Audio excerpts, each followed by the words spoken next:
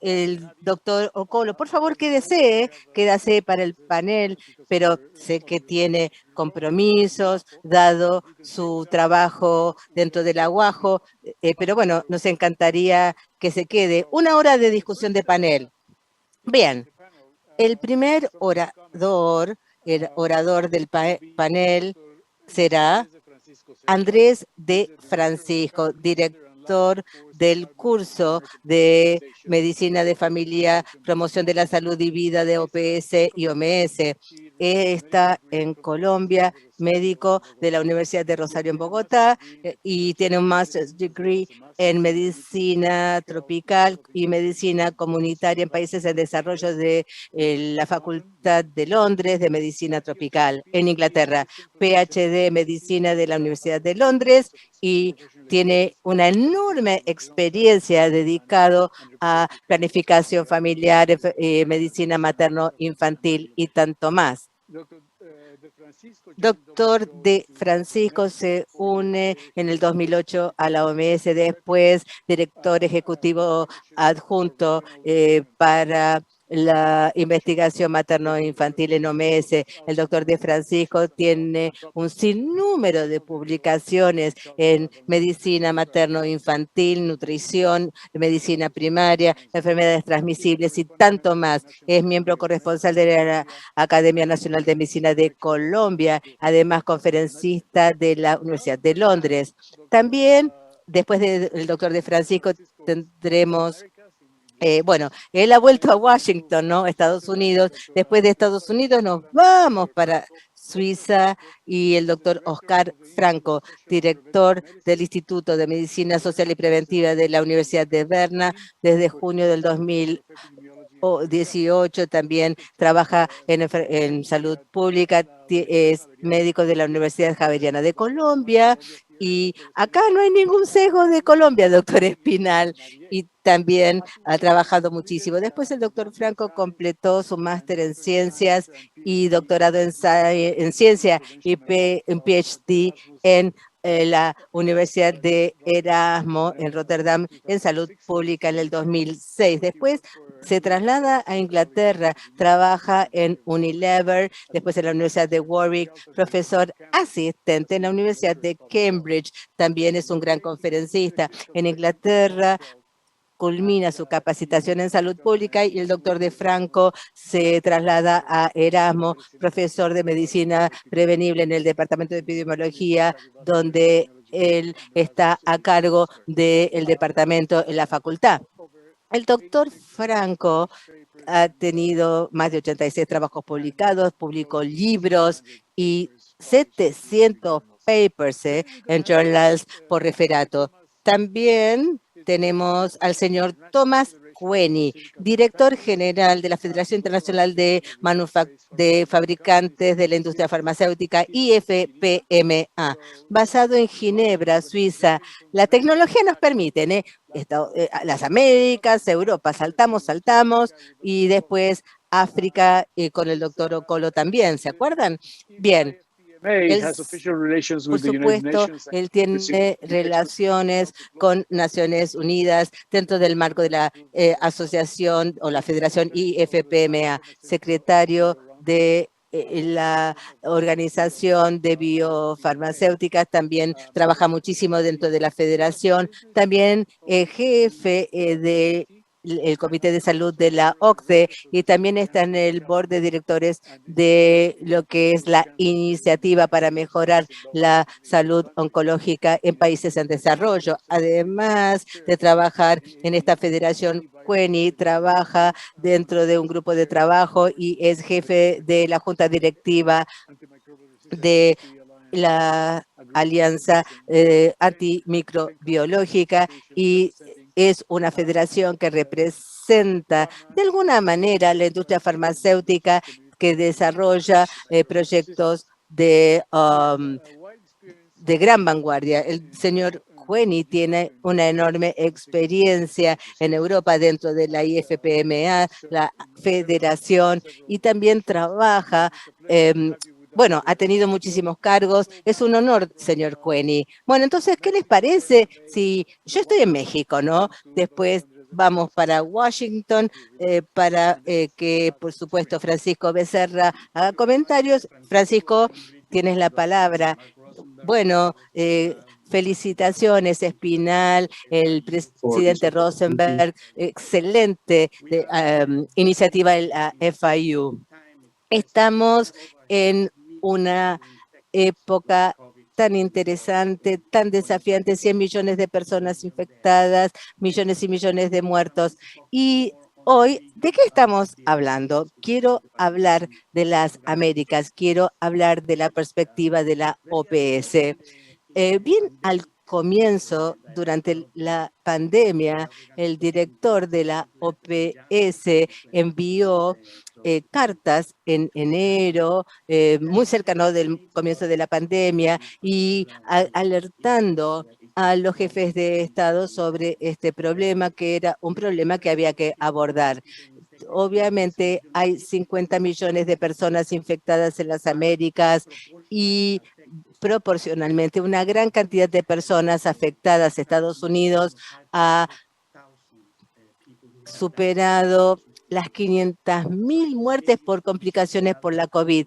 ¿Qué tema? Entonces, para las Américas, en las Américas tenemos una población que envejece más rápido que otras poblaciones del mundo, ¿no? Y esto realmente impone un riesgo importante.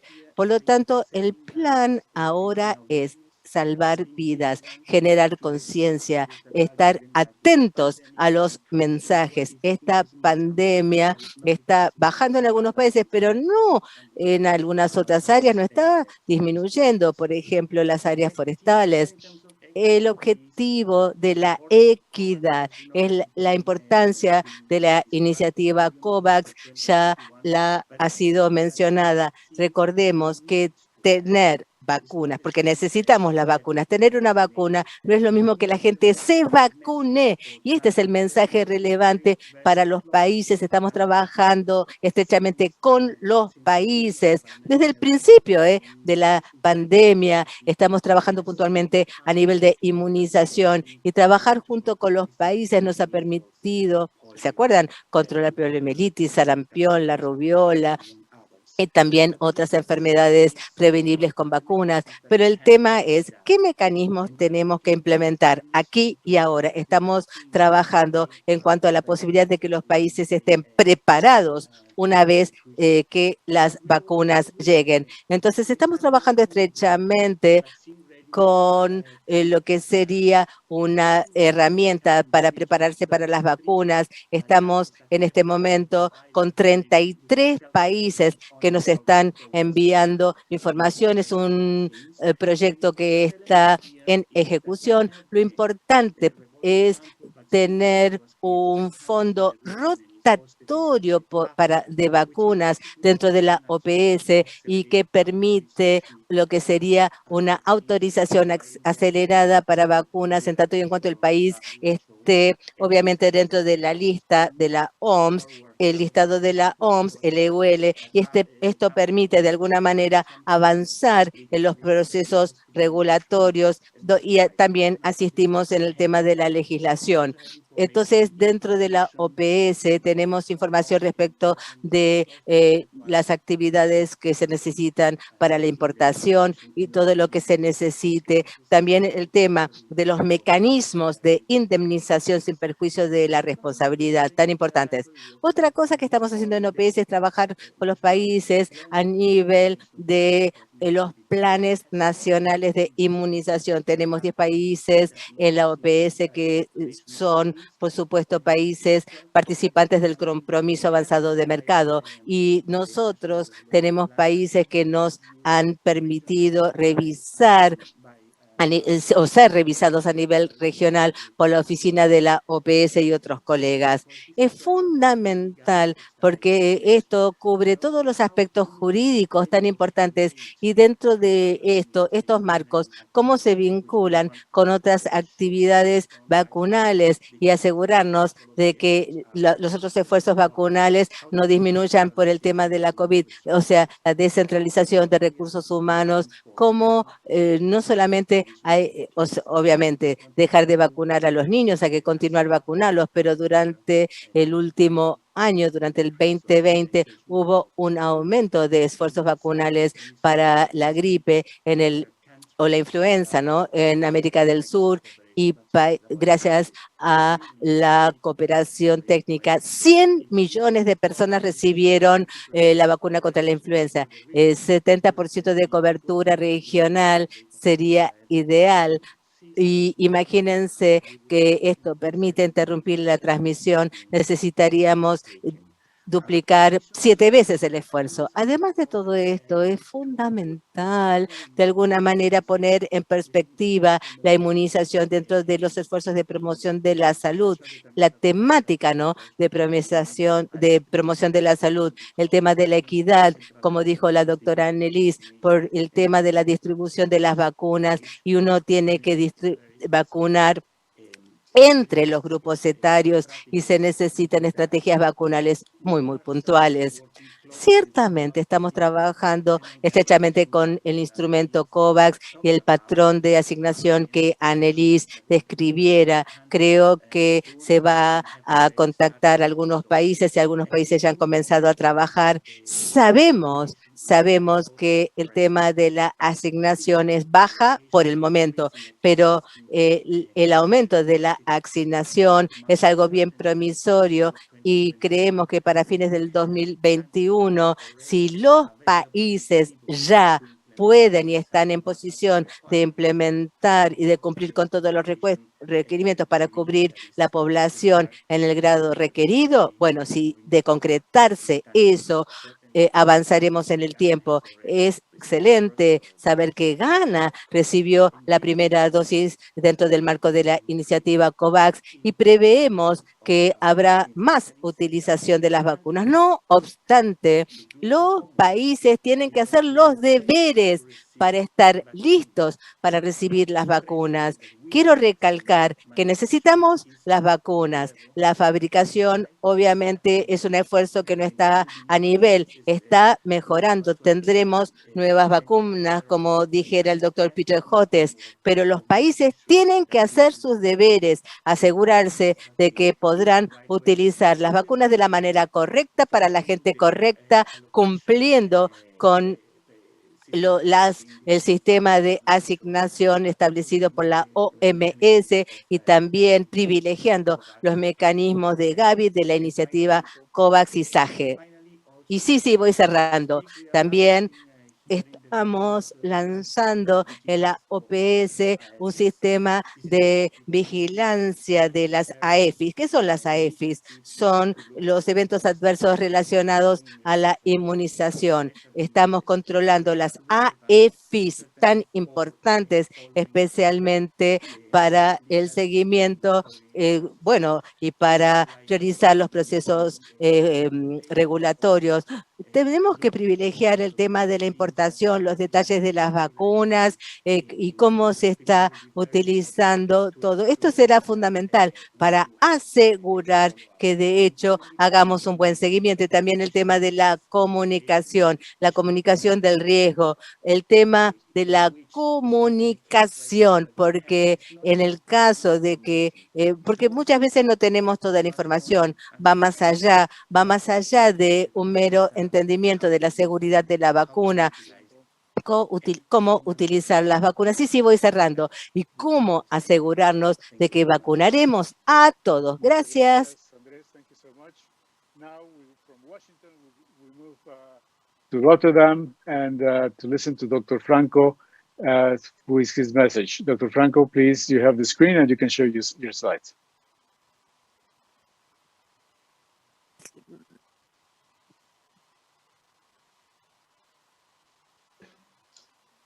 Good afternoon, everyone, buenas tardes. In the coming 10 minutes, I'm going to be talking about the situation in Europe. A hablar de la situación en Europa y voy a ir a mi última diapositiva.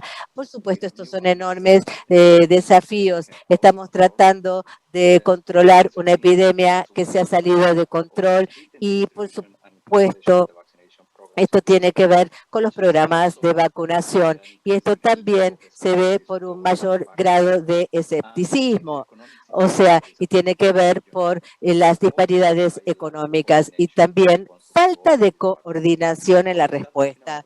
Voy a empezar a hablar de las nuevas variantes reportadas. El 20 de febrero en el norte de Italia se detecta la variante y la variante fue trasladada en todo el mundo. Por supuesto, es la variante que desató la pandemia en la primera parte del 2020. ¿Qué es lo que ocurrió? La catástrofe que sigue la primera mitad del 2020, vemos que hay una nueva cepa durante el verano. ¿Qué pasó? La gente se relajó en Europa y mucha gente empezó a viajar y viajó al sur. Y en realidad, al final del verano, vemos que una nueva variante se detecta en el norte de España, que fue llevada a diferentes países por los viajeros, y esta variante es lo que, por supuesto, aumentó la ola en noviembre y diciembre. Luego, la variante británica, la B117, es una nueva variante que aparece, pero que se detecta en diciembre. Boris Johnson se refiere a esta variante y esto ocurrió en diciembre.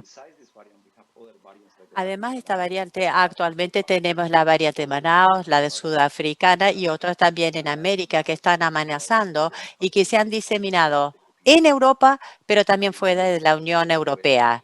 Y si miramos la situación en las últimas semanas, veremos a que un país como Holanda, que a pesar de ser desarrollado y de estar vacunando, bajaron, se hizo la meseta, pero ahora empezó a aumentar de nuevo. En Dinamarca está pasando algo parecido y estamos viendo reentrada, pero no sabemos lo que está pasando.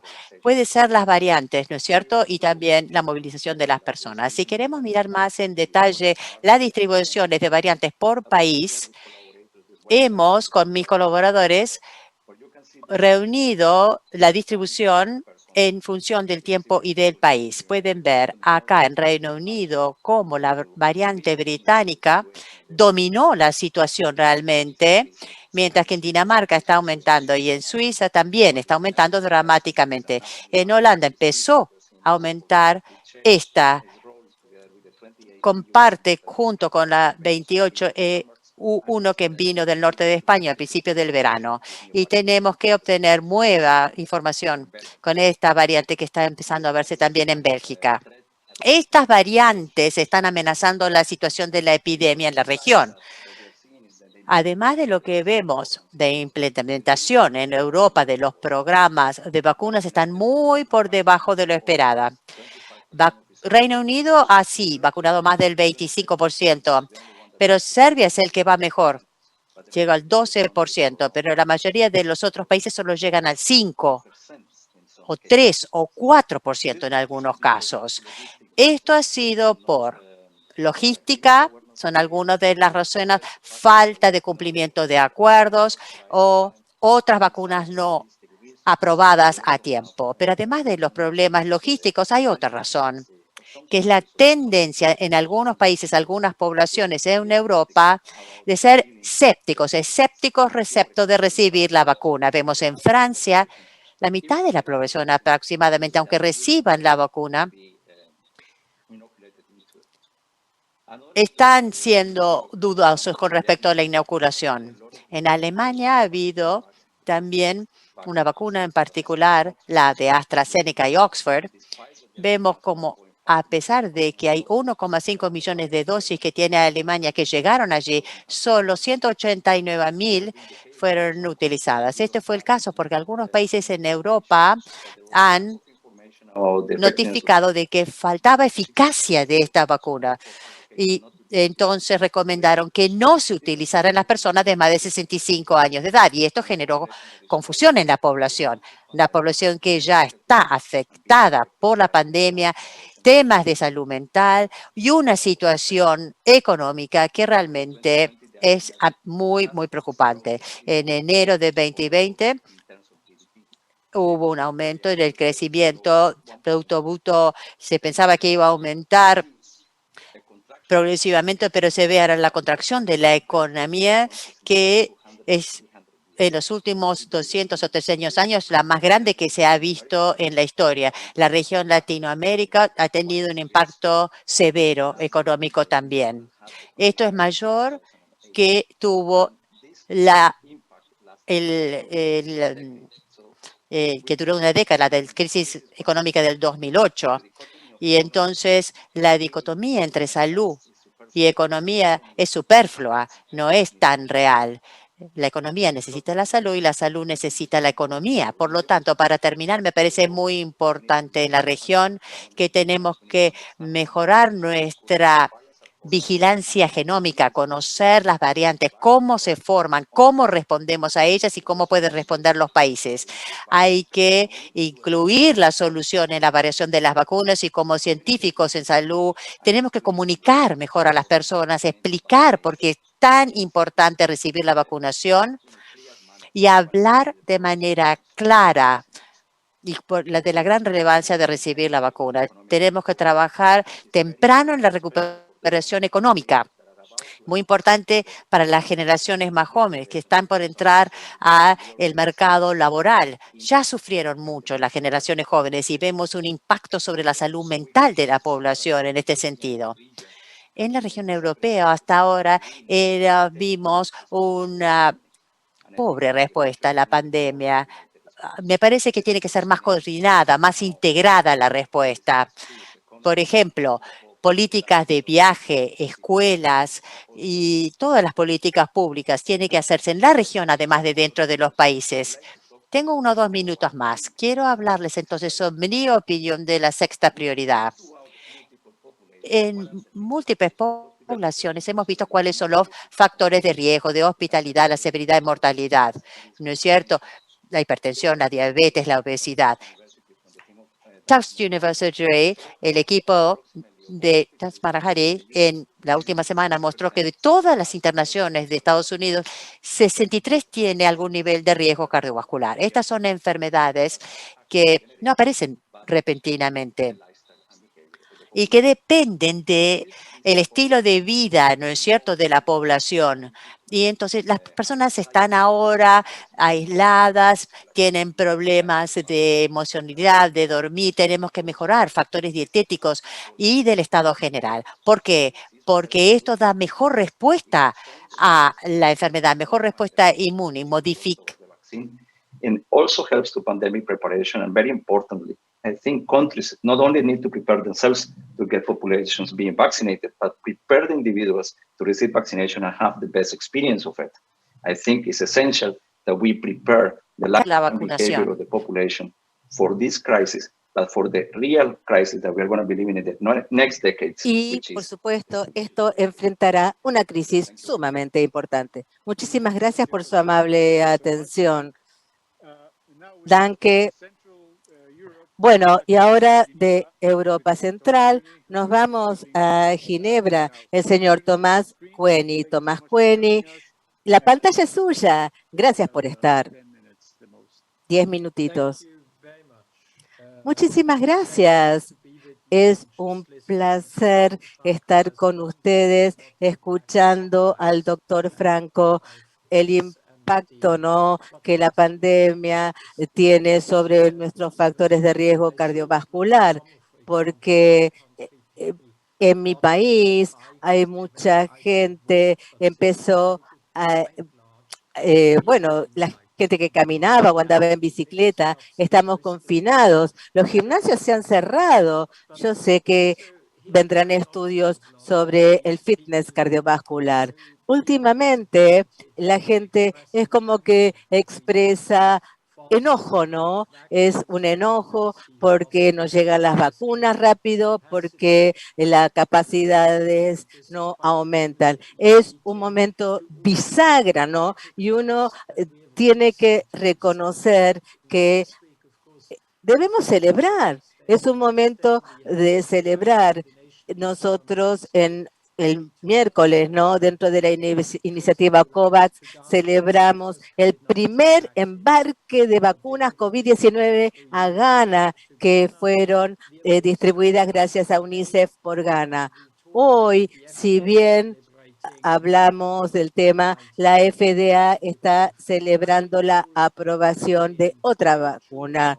Si vamos para atrás, ¿no? Mayo, junio, los que sabían los riesgos asociados con la elaboración de vacunas, decían, si se logra fabricar vacunas para el verano del 2021, tendrán mucha suerte, pero hay hoy ya 2 vacunas de RNA mensajero y en el otoño el doctor Jotés decía, yo me voy a vacunar con cualquiera que tenga más de un 50% de eficacia. Hoy tenemos 2 vacunas con más de un 90% de eficacia y esa es una de las razones por las cuales hay cierta como reticencia, ¿no?, en aceptar las vacunas en Alemania y Francia. El tema es, si uno tuviera muchas con más del 90% de eficacia, la gente un solo 70% no alcanza. Entonces, seamos realistas, ¿les parece? Creo que necesitamos reconocer que se ha logrado un avance enorme en la ciencia, ¿no? El martes tuve una reunión con Jim Robinson de CEPI en Ginebra, que él es un experto, ¿no?, en la elaboración de vacunas, es un veterano de 35 años. Él dice, jamás pensé que hubiéramos logrado 6.000 millones de vacunas. Y él dice, porque nunca hubiera esperado que las vacunas de RNA mensajero funcionarían. ¿Se acuerdan en la década de los 90? El concepto de investigación estaba ahí, pero en el 2020 ningún laboratorio tenía ningún tipo de vacuna en el pipeline, pero todos estamos cruzando los dedos de que lograremos vencer la pandemia. Creo que también debemos reconocer que el éxito que se ha concretado en los últimos meses es un éxito fantástico, pero tiene que ver con una colaboración sin precedentes, no solo dentro de la industria farmacéutica, sino dentro de las organizaciones, pero esfuerzos de las agencias regulatorias, la EMA, la PMDA, la FDA y la Conferencia Internacional de Agencias. ¿Cómo han respondido trabajando las 24 horas y haciendo talleres? ¿Cómo vamos a responder? ¿Cómo asegurarnos, ¿no?, de que estas vacunas, que seguramente tengan que responder a las variantes de preocupación, las nuevas VOCs, o sea, nos ayuden? También hay vacunas en estadio 2, 3, pero realmente estamos hablando de una adaptación vacunal. Reconozcamos los pasos logrados. En segundo lugar, y la última vez que nos vimos, lo dije, no es trabajar como de costumbre, no son los negocios de siempre, porque en lo personal estoy convencido de que tenemos que prometer poco y lograr más, ¿no? A nosotros nos preocupa el tema de las dudas sobre las vacunas y de las dudas pasar a la euforia. Uy, tenemos vacunas y después hay bronca, hay pánico. De alguna manera, la gente piensa que después de que se aprueben las vacunas, se distribuirán millones de dosis. Hoy tuve una reunión en cuanto a cómo ha aumentado el desafío.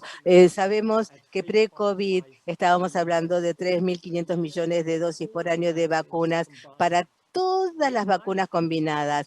Hoy estamos hablando que necesitamos 10.000 millones de dosis de vacunas para el COVID. Estamos hablando de que hay que triplicar la capacidad de elaboración vacunal. Ir de 0 aunque a 10.000 millones. No nos debe sorprender entonces que esto implique desafíos, ¿no? Hay desafíos dentro de la industria. Recientemente hay empresas que no son tradicionales manufactureras o fabricantes, ¿no? Bayer, Novartis o Sanofi, GSK, son laboratorios que ahora están dando apoyo a las que están fabricando. También hay una enorme colaboración dentro de la iniciativa COVAX y estamos escuchando, y por lo menos estoy escuchando hablar de que, por supuesto, hay ciertas injusticias, lo sé, pero ¿por qué no somos un poquitito justos? Esta es la primera pandemia global. ¿Qué pasaron?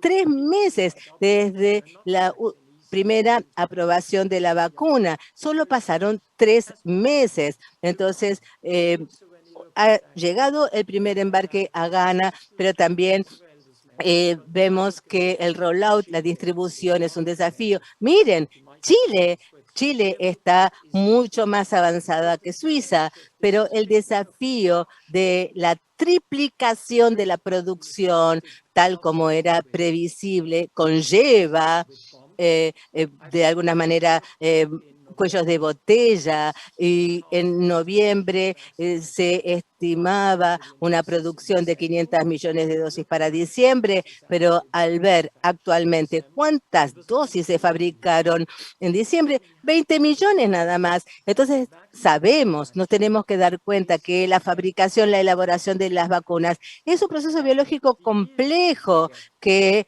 los rindes no se pueden dar por sentado. Tenemos que darnos cuenta de que, por ejemplo, estamos hablando de que estamos hablando de una sola dosis. Ahora necesitamos 10.000 millones de dosis de vacunas. Sabemos que el proceso de fabricación de vacunas de RNA mensajero, o sea, el RNA es complicado de fabricar. Necesitamos el tema del suministro de lípidos, necesitamos filtros, tubos de ensayo puntuales, y ahí hay tantos cuellos de botella, y recientemente también hay un tema con estas vacunas que se producen con bioreactivos de un solo uso que hay que descartar, y la verdad no hay excedente de estos bioreactivos. He de mencionar que, por supuesto, estamos atentos, estamos trabajando con fábricas en países en desarrollo, y necesito de alguna manera interrumpir la reunión porque hemos enviado invitaciones para una reunión de fabricantes de vacuna para América, que yo voy a organizar con la OMS, con SAGE, con COVID, con COVAX y con BIO, porque en esta reunión creemos que todo hay que contemplarlo. O sea, ¿cuál es la escasez? ¿Qué está pasando? ¿Cuáles son los cuellos de botella que tienen que ver con el tema de alguna manera acaparar vacunas, también el control de expertos? Y hay que conectarnos, hay que generar una coalición de voluntades, y solo con esta coalición de voluntades lo imposible va a pasar, aumentar la elaboración de vacunas. Y acabo de escuchar a Oscar Franco hablar del tema de dudas respecto de las vacunas. Esta semana emitimos un documento y también tuvimos muchos testimonios, y hay mucha gente que ahora está a favor, y además, el Papa Francisco se expresó. Ustedes conocen que la ética del Vaticano, o sea, no es muy común que el Vaticano exprese que aceptará vacunas con células madre o células progenitoras. Valoro muchísimo que ustedes me hayan dado la oportunidad de expresarme, y por supuesto, vuelvo al doctor Becerra. Muy interesante, y obviamente, gracias. Entonces, ahora vamos a continuar. Gracias por estar, y yo sé que Peter Hotez tenía un problema que tuvo que retirarse. Y por supuesto, doctor Hotez, ¿estás? Bueno, una pregunta para el doctor Andrés de Francisco. Para usted, uno de los temas que es importante es cuando vemos la implementación de vacunas dentro del Gavi y lo que presentará el doctor Jotes, vemos que hay una reducción de casos de enfermedades prevenibles con vacunas, ha bajado un montón. Pero llega la pandemia en el 2020 y esto ha afectado los programas de vacunación a nivel mundial. ¿Cómo sabe usted, teniendo una de las mejores coberturas a nivel mundial, cómo afecta la pandemia lo que sería el programa de inmunización ya prevalentes en el mundo? Gracias, Francisco. En primer lugar, los programas de inmunización a nivel del mundo y esto especialmente ha llevado a una reducción de cobertura a nivel mundial. Esto se ha cubierto muy bien. Por supuesto, hay mucha inversión, ¿no?, realizada, pero en todo el mundo vemos que ha habido una reducción por falta de prioridad por los hacedores de la política. También hay temas de financiación. Bueno, hay recortes en el financiamiento y temas vinculados, ¿no? Entonces, y esto fue pre-COVID.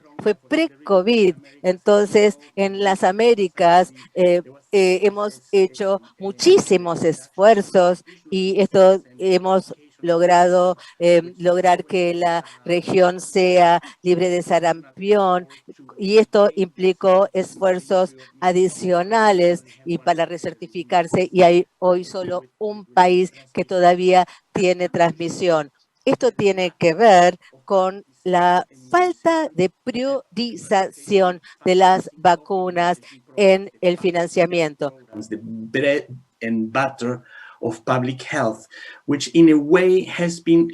Entonces, esto verdaderamente nos ha dejado afuera. El tema tiene que ver que es COVID y COVID requiere otras medidas, distanciamiento social, tapabocas, tantos otros protocolos. Y el tema de la vacuna.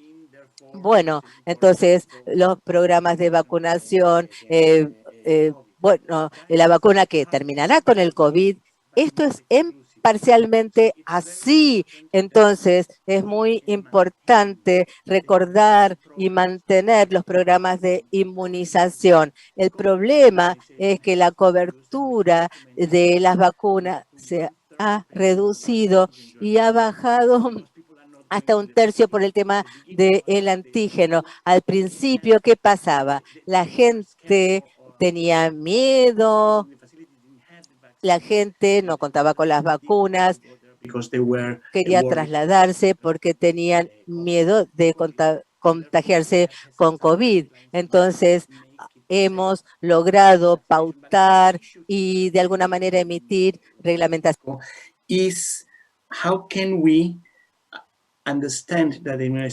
¿Cómo sabemos que el programa de inmunización es una cosa y vacunar para COVID tiene que ser un requerimiento además adicional incluido? De no ser así, ambos programas sufrirán y volverá que la polio, el sarampión, la rubiola y todas las otras enfermedades prevenibles con vacunas que logramos avanzar y que logramos desterrar en todo el mundo para poder erradicarlas. Muchas gracias.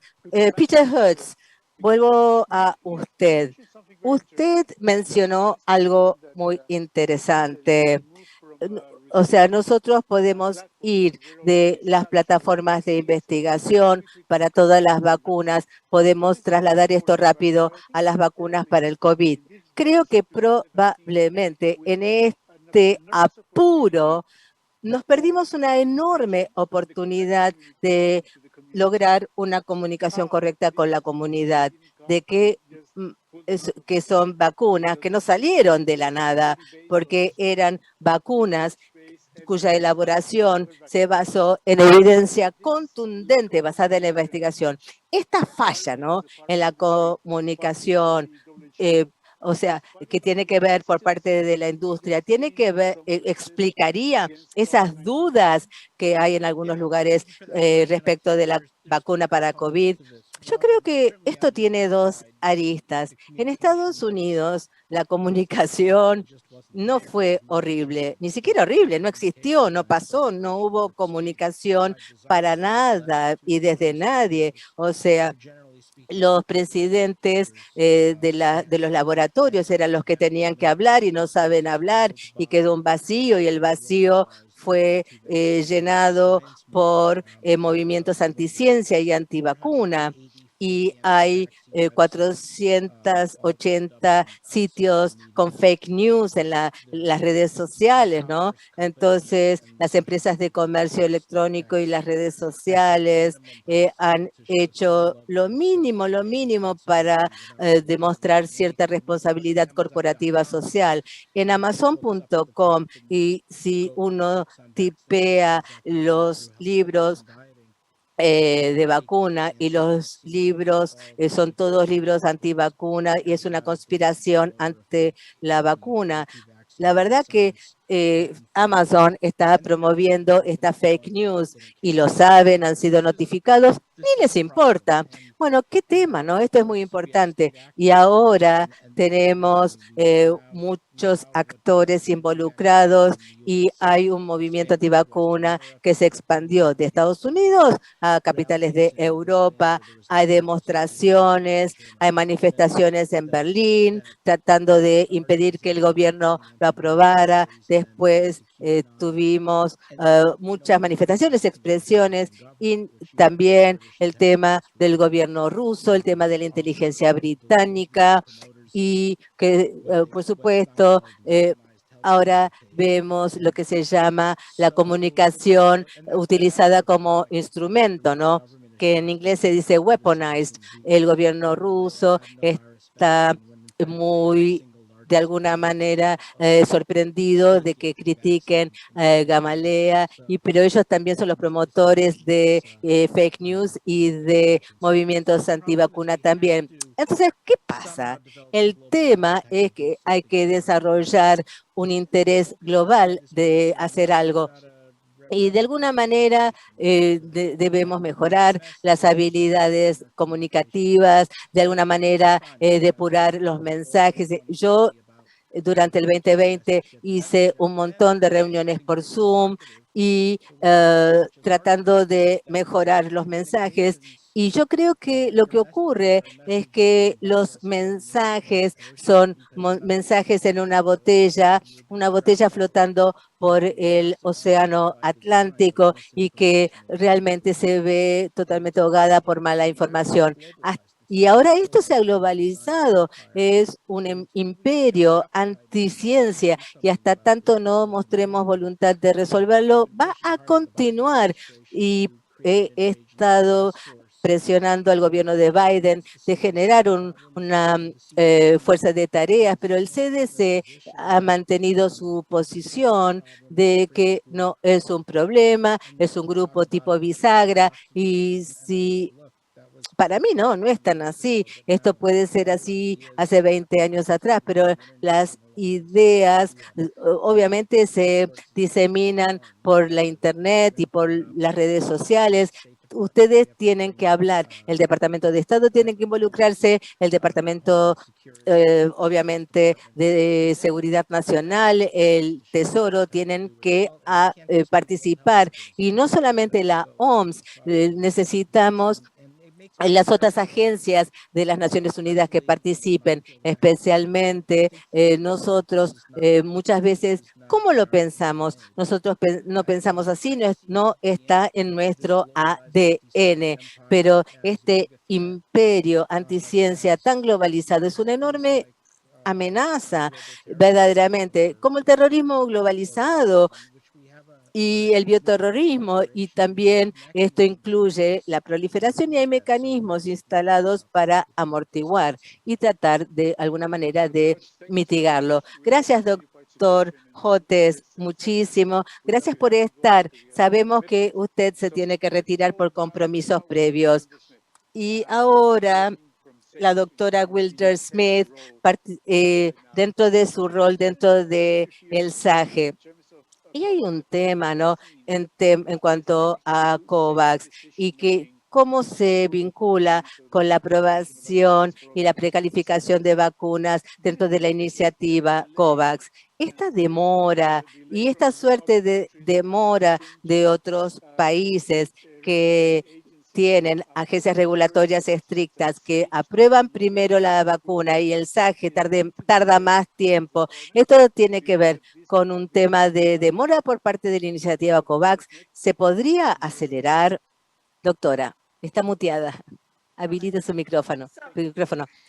Bueno, acá estoy. Perfecto. Bueno, bien. En realidad, el proceso SAGE está muy vinculado a lo que sería el listado de productos de uso en emergencia y hay demoras o también está vinculado a una SRA, que es una agencia regulatoria estricta que tiene que ver con esas vacunas occidentales aprobadas por las SRA. Creo que no hay que saltear nada, obviamente, y necesitamos, por supuesto, revisiones estrictas. Ha pasado, no queremos más. Hay acuerdos que ocurrieron antes de que se hicieran ningún control riguroso. Continuemos con las revisiones estrictas, continuemos financiando a la OMS mejor en la preclasificación, pero no hay que apurarse, pero el mundo no quiere que nos saltemos pasos. Aunque perdamos algunas semanas, esas semanas las vamos a recuperar en mayor confianza. No, yes, thank you. I think that this is Sí, sé que estoy muteado. Estoy de acuerdo con lo que usted dice y tiene que ver con los acuerdos bilaterales, aprobación de vacunas en situaciones de emergencia y algunos países están recibiendo vacunas y el doctor Jotes dice, yo me vacuno con lo que sea. Yo tuve suerte porque en México comenzamos con la campaña de vacunación y hace 2 días me di la primera dosis de la Sputnik, la vacuna rusa. Entonces, repensando el tema, vacunarse con lo que uno pueda, ¿usted piensa que en algunos países se ha perdido la oportunidad de hacer un seguimiento de la introducción de estas vacunas, como pasó en México, donde ya tenemos la de Pfizer, tenemos la de AstraZeneca, tenemos la de Maliel, la de Sinovac y tenemos la Sputnik? En México tendremos como mínimo 5 vacunas y creo que es un ejemplo de que creo que muestra que estamos perdiendo la oportunidad de hacer el seguimiento, ¿no?, del desempeño de las vacunas en el mundo real, en grandes masas poblacionales, más allá que un estudio fase 3, será un estudio fase 4 en tiempo real y creo que perdimos la oportunidad de seguir la eficacia, controlando eficacia de internaciones. Entonces, ¿cómo podemos apoyar a los países para que hagan este tipo de trabajo para entender la eficacia de estas vacunas? Bueno, en primer lugar, ustedes tienen 5, en Suiza hay 2 y yo no me pude vacunar. Me siento celosa. ¿Qué tengo que ser? ¿Obesa y diabética para vacunarme? Bueno, en realidad, dentro del rollout tan caótico y desorganizado, eso va a ser muy difícil de controlar. Por suerte, Israel, que hizo un despliegue nacional con una sola vacuna, ahí tendremos datos. Esos datos no hay que replicarlos, ya están. Creo que la enseñanza más importante vino del Reino Unido. El Reino Unido introduce la RNMA y después introducen la de AstraZeneca de forma masiva antes que Europa, ¿no? ¿Recuerdan ustedes que tanto la Agencia Europea, la EMA, tenía debate, quería más datos porque no había datos contundentes en la edad avanzada. Entonces, tenemos una vacuna para la cual un intervalo de confianza 0 para las personas de los adultos mayores. Y entonces, ¿qué ocurre? El Reino Unido ha empezado a utilizar la de AstraZeneca y ahora el artículo del Lancet que se acaba de publicar hace unos pocos días y de Escocia se publica en una población de 5 millones de personas, muestran en condiciones de campo verdaderas la eficacia vacunal de AstraZeneca es tan alta como la de Pfizer en Escocia. Y este mensaje hay que transmitirlo porque en Alemania, en Suiza y en Holanda hay muchas dudas. No quieren la de AstraZeneca, solo quieren la de Pfizer. Entonces, creo que en el mundo real algunas vacunas podrían llegar a superar la de Pfizer, como fue lo de AstraZeneca, porque protege contra la enfermedad más severa. A ver, una pregunta para, para Franco. Bueno, dado que estamos hablando de temas científicos, doctor Franco, ¿cómo ve usted la posibilidad de tener, o sea, de combinar vacunas para cubrir todas estas variantes de preocupación, las VOCs, algunas se comportan mejor que otras? ¿Usted piensa que se podrían combinar plataformas para la producción de vacunas? Gracias, doctor Becerra. Qué importante su comentario y es algo que hay que tomar en consideración. Primero, tenemos que sentirnos que en un tiempo récord no tenemos una, tenemos muchas vacunas. Tenemos mucha suerte y lo que estamos viendo es que el virus es dinámico, muta y tenemos que correr a la misma velocidad o a más velocidad que el virus. Entonces, hay estudios posibles para combinar plataformas y que aporten su capacidad para enfrentar las nuevas variantes. Ya tenemos un estudio donde la AstraZeneca y Pfizer se estarían combinando. La verdad que esto nos va a permitir entender si necesitamos tener una mejor estrategia utilizando dos vacunas diferentes o quizás un refuerzo con una vacuna puntual que nos permita manejar mejor la variante brasilera o la sudafricana. Gracias. Ya que estamos hablando de este tema, de las variantes, las VOCs y demás, las mujeres embarazadas se vacunan, tienen información. Bueno, hay muchos temas, ¿no? Con las mujeres embarazadas, muchos países no las vacunan. El CDC, por el contrario, dice que la mujer embarazada puede decidir. Se le ofrece la vacuna y la mujer decide. Si no, la mujer embarazada, si contrae COVID y tiene complicaciones, quizás tenga un parto prematuro.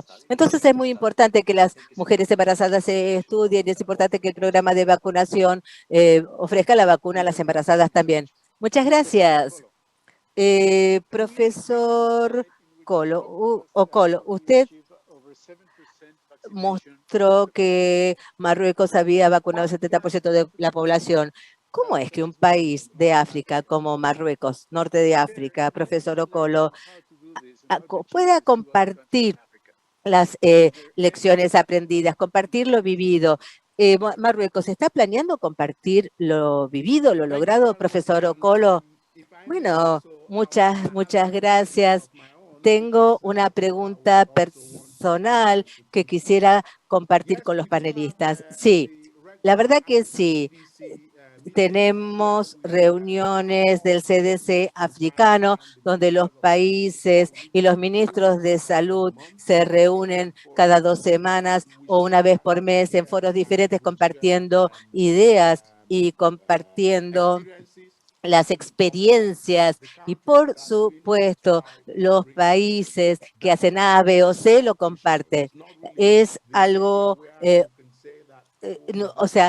no podemos decir, bueno, o sea, no entramos en cómo firmaron los acuerdos, cómo entraron las vacunas y qué es lo que puntualmente hicieron. La logística no es tanto, pero muchas veces tiene que ver con qué pasa en las comunidades, diríamos, limítrofes. Podemos hablar de lo que se hizo, lo que está haciendo la zona del Subsahara y tanto más.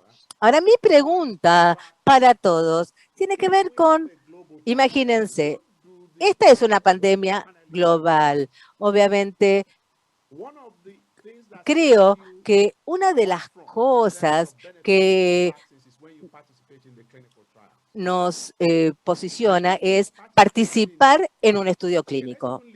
Imagínense, estamos en estudios clínicos fase 2, fase 3. Ya uno está ahí en la primera línea porque uno está entendiendo o entenderá los resultados posibles porque la gente participa. Entonces, antes de que siquiera sea elevada ante la OMS. Entonces, la gente está desarrollando y está de alguna manera firmando acuerdos. Entonces, ¿cómo saber lo que no se sabe? ¿Cómo saber la eficacia, no? Pero creemos que hay opiniones científicas criteriosas porque es la información que prevalece. Entonces, ¿se acuerdan? Tuberculosis, HIV, esa época, teníamos estudios clínicos en África. ¿Por qué no tenemos estudios clínicos para la vacuna en África durante una pandemia? O sea, los estudios clínicos se tienen que hacer en todo el mundo. Y entonces, los países vacunarán porque son, están vacunando porque están participando en los estudios y estarán en la primera línea. Sudáfrica, que participó en la vacuna de AstraZeneca, como participó, le mandaron la de AstraZeneca primero, pero también por la variante sudafricana se la tienen que dar a otros. Creo que es una situación tan poco práctica, hay que repensarla. Es la pregunta que quería compartir con todos ustedes. Gracias, doctor Ocolo. Esto tiene que ver con el costado de la investigación, ¿no? Cómo se está investigando en África, no solo a nivel de las vacunas, sino otros medicamentos de la industria farmacéutica. Señor, ya se nos fue. Tomás Cueni, era una pregunta para él, cómo mejorar el acceso de países del continente africano a participar de estudios clínicos. No obstante, ya tenemos que ir cerrando el panel. 30 segundos para cada uno. Entonces, empiezo por la dama, después el doctor Franco, después el doctor De Francisco y terminaremos con el doctor Ocolo. Doctora Annelies Wilder-Smith, último comentario. El modelo matemático nos ha demostrado que si uno tiene una vacuna con una menor eficacia, cuanto antes empecemos el rolling y la distribución, el mayor será el impacto. Insto a los países a que se adelanten a las nuevas variantes. La única manera de parar una nueva variante es más cobertura. Es mi gran y final mensaje a todos. Gracias. Ahora, Oscar Franco. Gracias. Quisiera recalcar que la comunicación es en lo que hemos fallado. Yo creo que la comunidad científica, los académicos, nos mantuvimos en la Torre de Marfil, ahí arriba, y entonces no nos conectamos con la gente, no respondimos sus preguntas, no nos ocupamos de sus creencias, y entonces realmente hay que considerar la opinión de todos los que están en contra de las vacunas, tenemos que convencerlos, tenemos que compartir la información. Entonces, creo que todos en las diferentes comunidades tenemos que involucrarnos más en las comunidades. Muchas gracias, De Francisco.